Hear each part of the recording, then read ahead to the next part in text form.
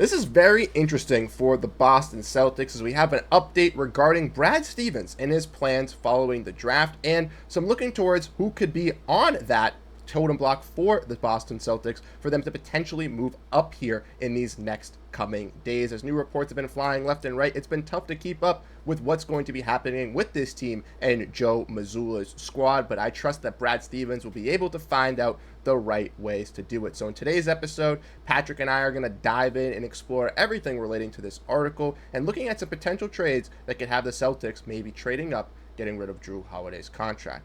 Welcome to Celtics Digest. We are here today, and Patrick, another duo today. Some great times to bust them back out and to have some good talks. How you doing, my guy? Doing good, man. How are you? It's been a long time since we've done a duo. I mean, it's good to get back and 1 week away from the draft. I expect a lot of things to happen, and this is definitely something that we could see coming before the draft. 100%. I'm doing great. We had a great chat yesterday with Jack Simone and Sam LaFrance over from How About Them Celtics and Hardwood Houdini yesterday on our live stream. So if you guys missed that, definitely go check that out. Shout out to them once again for hopping on the channel and discussing the Celtics with us. But Patrick and I haven't been able to do these duos in a while, but we're definitely going to start getting back onto them. Like he said, with the draft coming into play, there's a lot to break down. So let's dive into it all, Patrick. Grab that snack, ladies and gentlemen, and let's get into it. As I think this is very interesting for the Boston Celtics. And Patrick, you looked at this yesterday in a video on a solo, but it brought up the possibility of the Boston Celtics looking at some pieces here to move up. And we saw some rumors. The Boston Celtics plotting major 2025 NBA draft move. And we heard the reports from a recent report from Grant Afseth saying that with 28 and 32, the Celtics have that ammo to potentially move up here in the draft. And teams like the Celtics, Thunder, or Nets are among the most active teams exploring first-round trade-ups. Now, we've talked about this a little bit, didn't really know if it would happen with this Celtics team, but after hearing this little bit of confirmation, what do you think of Brad Stevens doing the reverse of what he usually does in these drafts, Patrick? I think it's good and exciting. I think it's something fresh. I think he knows that they need a little bit of a fresh start and some more excitement going into next season because retooling is definitely at the top of their list, not rebuilding. You know, Jayson Tatum has the possibility of coming back, but there's definitely some pieces to kind of move around and add in some pieces, and this is a great time to have some guys coming in and have a bigger role this year, especially like a Baylor Shireman that we like to talk about a lot. But especially if they draft a veteran guy, I think it's a great opportunity to see what they have, and I think this is something that could really change the Celtics moving forward and just kind of get back to that championship roster that they had 2 years ago. 100%. And we've already dove in and looked at some guys around the draft. I know you particularly, Patrick. I looked at one guy that maybe they could kind of trade up to get in Thomas Sorber, but you dove in and looked at some names that the Celtics worked out with and some guys that could be around that range. And we'll get into a little bit here in a little while what those pieces could be. But as we saw as well is there's a little bit of a weird rumor as we know that the big man is a question mark with Porziņģis being on the trade block and, the uncertainty of Al Horford and Luke Kornet in free agency, but the Celtics have been taking a close look at several of the top guards in this draft class, which I know, Patrick, we've kind of talked about. They've been working out a bunch of guards, so it's a little bit weird compared to, what they kind of situationally need. But with trading Jrue Holiday, obviously, you'll still need that guard presence, and there's possibility of them getting that guard presence in the draft, in a trade for Jrue Holiday. But obviously with Derrick White still remaining in town and Peyton Pritchard moving up into that starting spot, the guard depth is still going to be something that is going to be fairly weak, and we're going to need some sort of defender type player like that to help with us in the cards. And we've talked about that in some previous trades when we looked at some teams that have been mentioned around Jrue Holiday, right? Teams like the Clippers or the Mavericks or potentially even the Kings, having guys like Chris Dunn or Keon Ellis out there on the margins. But what is your main takeaway from all of this kind of coming through to play with the Celtics? And when hearing those possibilities, do you think it's likely that they get it via the draft more or via a trade more? I think it's very interesting because you definitely know that one of their biggest needs is a big man. But, I mean, if you just look around, the free agents is so scarce. This draft is so guard heavy, maybe even small forward heavy. But when you look at the centers, there's not many options. So if you really want a center, you got to kind of get up and get one. And you have more options, obviously, because all these guards are going to be coming off the board right in the beginning of the draft. And I know a lot of people want a big man, not the guards. But we have to talk about the guards because this is what has been talked about in the article. So clearly if the Celtics are looking at a lot of guards and they're working out a lot of guards, their mindset is in one place. And who else would be gone other than Jrue Holiday if that's the first option to be gone? So I think it's a very interesting approach. And I do think that there's more of a possibility for them to trade Jrue Holiday and get a guard back. I think that one makes a little bit more sense just because of how heavy it is in the draft once again. And I think that they could still end up going draft a center and move up. But I think that there's more of a possibility of getting a guard back than there would be drafting one. Awesome. Yeah, I think we kind of fall into that same column here as well, kind of understanding that with the Celtics. As like I mentioned, there have been some names that have been mentioned, like the Clippers, the Kings. I know the Jazz haven't been mentioned, but I have a guy like Colin Sexton that I think would be pretty solid to implement that role. But Patrick, we're going to dive in and look at some trades that we created our own, which I think is going to be very exciting for these Celtics fans to kind of give us their thoughts, because we have 2 trades here for you guys revolving around the Boston Celtics that we think could potentially happen with them relating to this report. And like Patrick and I have said, right, the Celtics having rumors of wanting to get a guard and maybe even actively to trade up, we're going to dive in and look at the teams falling from around 13 to 27. Obviously in that Celtics range, a little bit higher. And there's a lot of picks held here by same teams, right? Brooklyn has a lot. I don't know if they'd want Jrue Holiday. Maybe Utah would trade him in that Colin Sexton deal. They could move up a little bit, but that's still a question mark. But there are some teams that Patrick and I did find here. We tried to get one for the Grizzlies. A little bit too difficult on that end. But here is the first one revolving around the Celtics and the Rockets. In this deal, the Celtics would get Dillon Brooks, Cam Whitmore, and the 10th overall pick for Jrue Holiday and Sam Hauser. Now, Patrick, I'll let you kind of dive into this one first. What are your main thoughts and takeaways from a potential trade involving the Rockets and the Celtics with this package? Well, I think my first takeaway is that this trade is successful. I think it's a good point because there's a lot of rumors about a bunch of trades that just can't even be possible. Yep. So we really took our time to try and find some successful trades here, guys. So, I mean, take it as it is. But I think Cam Whitmore can definitely come into his own. Especially with his comparisons to being Jaylen Brown coming into the draft. I mean, I'm a Villanova guy. I watch this guy play, and he's an absolute beast, especially with his athleticism. His jump shot's going to come into fruition a little bit more. Dillon Brooks, I mean, he gives you that type of Marcus Smart energy on the defensive end. I mean, he's not Marcus Smart, but when it comes to the defensive end, I think he brings that same type of energy. But, I mean, you're giving him Jrue Holiday and Sam Hauser, but you're getting that first-round pick. I think if you're the Celtics, this is something that you could look at. And it kind of gives you a little bit of a reset and maybe go out and get another shooter maybe in the draft with that later pick as well. Because we have the 28th pick in this one, right, Bruce? Yep. Yeah, so you still have that 32nd pick, maybe move back and get a couple of picks as well. So you still are in the draft, got a couple more options. So I think it opens up a little bit more for the Celtics. But I think this would be an interesting trade, and I'm curious to see if a lot of people would like this one.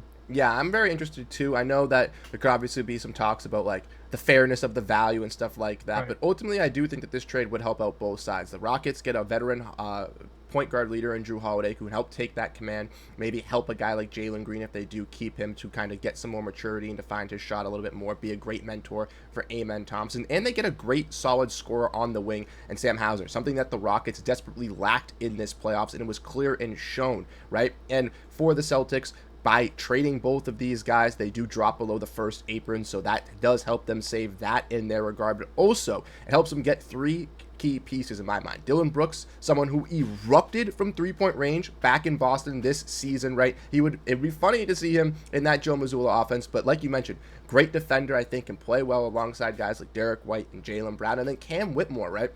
One of those untapped potential pieces, someone that hasn't been given much room to grow over in Houston, but with the Celtics, with no Jayson Tatum for a whole season, that gives you the ability to take this young star and give him that roadmap to potentially blossom. And Patrick, I know you're a big Villanova guy yourself, so that would be something that would make you very ecstatic to see. And not only just that, you get the 10th overall pick. I do feel like Sam Hauser is worthy of a first-round pick selection around the lottery or even in the lottery here on the trade value. So I do think that this would kind of be fair for both teams. The Rockets would still have to look to move maybe a guy like Fred VanVleet at this point, so it maybe would complicate some things, but they would get some solid pieces, while the Celtics also get to reset a little bit while also getting a little bit younger. And then Patrick, the trade that you brought up that we're going to dive in today revolves around the Blazers, and it's a little bit of a reunion for Jrue Holiday, as him and the 28th overall pick are going to be going to the Blazers here, in which the Celtics would be getting the 11th overall pick, Robert Williams in a reunion, and Matisse Thybulle. Walk me through this one. Yeah, so I think that when we looked back at Jrue Holiday and how he ended up in Boston, he said he wanted to retire because he was going to be a Portland Trailblazer, and then all of a sudden he's a Boston Celtic and he signs this huge contract. So clearly he had a lot of basketball left in him and didn't want to be in Portland. But I think when it comes to Portland now, they are definitely a better team than they were a few years back when that trade happened. They were one of the top defensive teams past January, and I think that they have a lot of talent. And if he brings in that defensive energy as well, and he can still definitely shoot the ball really well, I think that that could be a very tough team to play, especially in the West, and kind of grow some guys like Anthony Simons and Shaden Sharp, who's been a total animal. And I think he's going to keep on just growing as a player, especially having Jrue Holiday there. I think it becomes a little bit of a scary team. Denny Avdija as well. I think you got a good little squad, but the Celtics coming back, they get a good pick in the first round. They bring back Time Lord. I mean, who doesn't love Time Lord as a Celtics fan? I haven't heard one person that hates him. And then Matisse Thybulle, a guy, I believe the Celtics drafted him and then traded him, right, for Carson Edwards.